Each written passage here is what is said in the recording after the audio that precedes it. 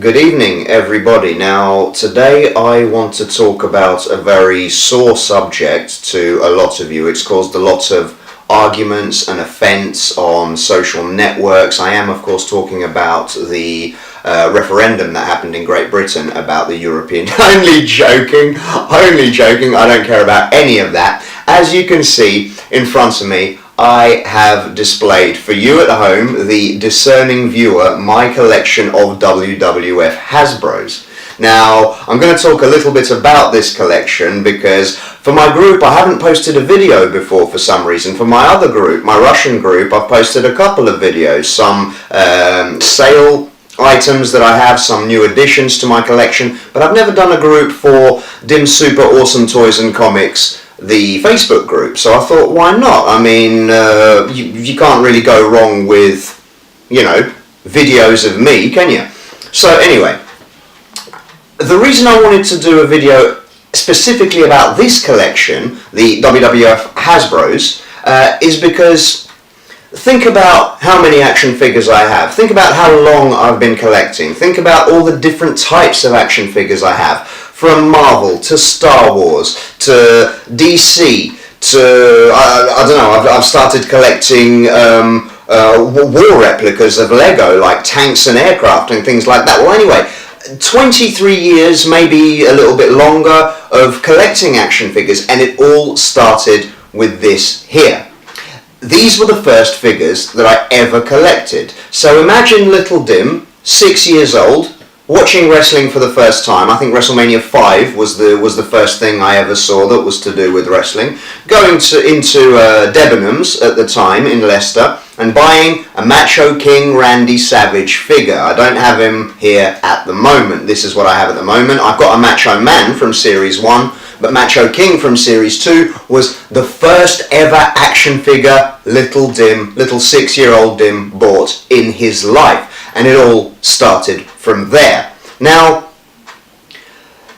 another reason I wanted to show you these is because, as some of you may have noticed, they're no longer for sale. I removed the Hasbro album from the sales albums in my group because the fact of the matter is I don't want to sell them anymore.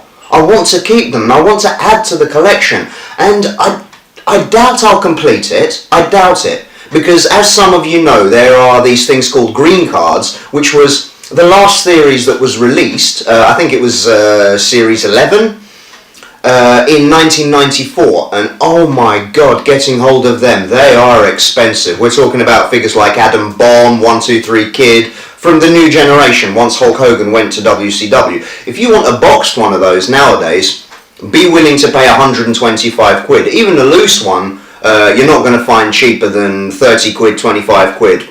Normal asking price is about 40. Anyway, my dream is to complete this collection one day, to have every single figure that Hasbro ever released of WWF, but it's unrealistic. I mean, I'm having trouble finding ones that have accessories. You know, Coco Beware with the parrot, he's not here, because I've found lots of people selling Coco Beware, but not with the parrot. Honky Tonk Man with the guitar, found lots of people selling Honky Tonk Man, but what is Honky Tonk Man without his guitar? He's just not the Honky Tonk Man, is he? So they have to be complete. Like, for example, here we have a Mountie figure. He's got his cattle prod, obviously. Jake the Snake without his snake is just Jake, isn't he? So I've got to have the accessories. I've got to have the complete figure. Another thing. Ooh, that could have been bad. Greg the Hammer Valentine still swaying. Maybe he had a drink before the video. Who knows? So I've got to be careful. I've already almost hit the table with my knee. I bet you want that, don't you? You want that in the bloopers reel. Well, I'm sorry. No, that was the first and only time I'm going to risk spilling all of these. So anyway, another thing that annoys me, and I think it's like a psychological problem I have, is when I have an incomplete tag team. Like, for example, we've got Head Shrinker Samu here, but I don't have Head Shrinker Fatu. In fact, I've never even seen a Head Shrinker Fatu. I've only seen pictures of him. So I've got this incomplete tag team, and it's like it's gnawing at my soul, and I have to complete him. For ages I had Typhoon, but I didn't have Earthquake. And when I finally got Earthquake, it was like a big weight lifted off my shoulders. It was like I'd actually achieved something in my life. I've achieved lots in my life, but this is what I'm talking about, psychological problem.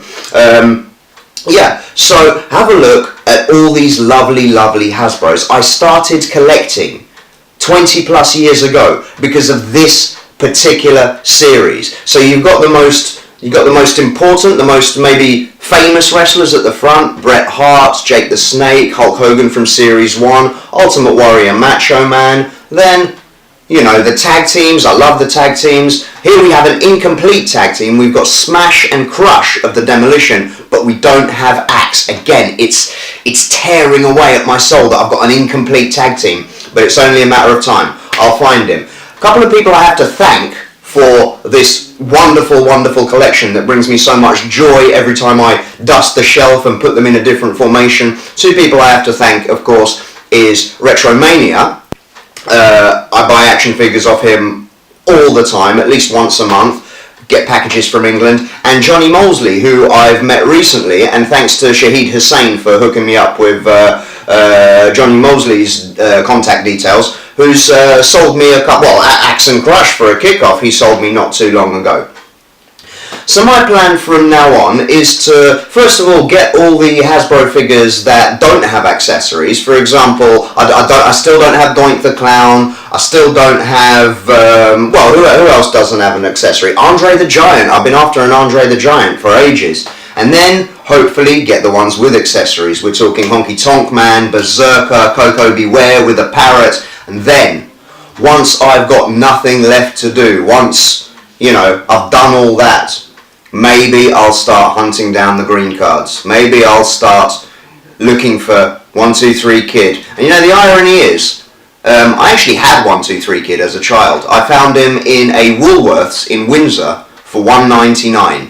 And I believe I was 9 years old at the time. Little did I know that, 20 plus years later he'll be worth 125 quid boxed, and I sold him to a second-hand toy store for, probably less than I bought him for, £1.50 or something. But, you don't think of the value when you're at that age. You just want a little bit of extra pocket money for sweets, or cigarettes in my case. So have a look. This collection brings me so much joy. A little bit of history. They started releasing them in 1990. The series finished in 1994. And, for the time, these figures came out, let's have a think, 26 years ago. 26 years ago, Series 1 came out. Yeah? And look at the sculpts.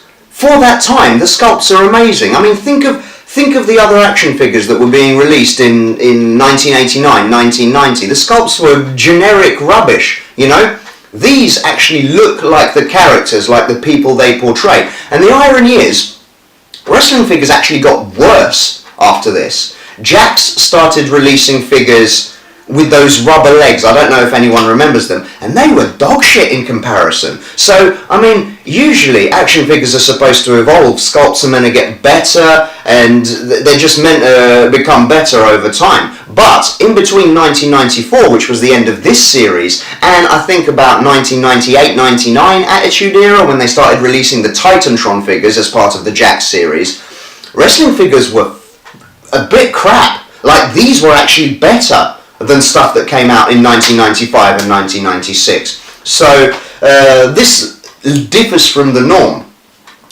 These figures are going to stand the test of time.